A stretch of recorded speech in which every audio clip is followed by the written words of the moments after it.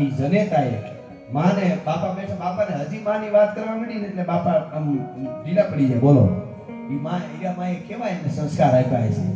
મીઠા મધુને મીઠા મેવલા રે લોલ. ભગત બાપુનો તો દુહો છે, મોઢે બોલું માં તા મને હાથે નાનપણ હાંભરે પછી મલક બધાની મજા મને કડવી લાગે કાગડા. અને એક દુહો ભગત બાપુએ અદ્ભુત કીધો કે ભગવત તો ભજતા માહેશ્વર આવી મળે. હે પરમાત્મા, જગતના તોપમાં હું શિવને ભજું તો મને શિવ મળી જાય.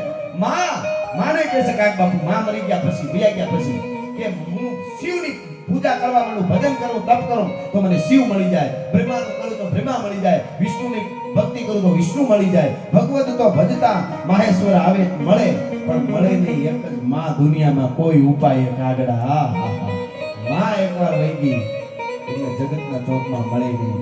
મને બે કડી ખાલી માની વાત આવી છે એટલા માટે મને ગમે છે. આંધળીમાંના કાગળની કડી બહુ ગમે છે એટલા માટે બે કડી લઈ લો આપના આગળ. આખી કથાર વાત આપણે સાંભળીએ છીએ બધાએ, પણ મને ગમે છે એટલા માટે. દીકરો કમાવા માટે મુંબઈ વયો જાય છે, માં એને મોટો કરી ભણાવી મુંબઈ મોકલે. અહીંયા માની આંખો વહી ગઈ, કોકના કામ કરે અને જીવન ગુજારો કરે ને એમાં આંખો વહી ગઈ પછી તો કોક દયા આવે તો ખવડાવે, નકર માં ભૂખી રહે. તો રટણ કોનું ચાલુ કરું? દીકરાનું. મારા દીકરાને મુંબઈમાં ખાવાનું મળી જતું છે, મારા દીકરાને તો કાંઈ તકલીફ નહીં હોય ને. દીકરાના કોઈ સમાચાર નથી હો.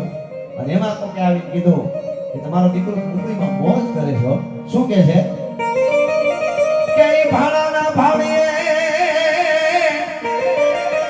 એક દી ભાડાના ભાડીએ એક કીધું રોજ મને ભેગો થાય રે.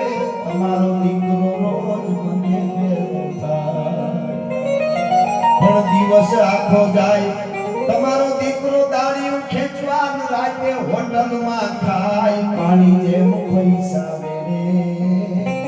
તમારો દીકરો નત નવા લુગડા પહેરે, હોટલમાં ખાય. ખબર પડી માં ધ્રુજી ગઈ.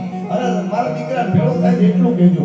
શું કહેવાનું ખબર કે હોટલ નું જાજો,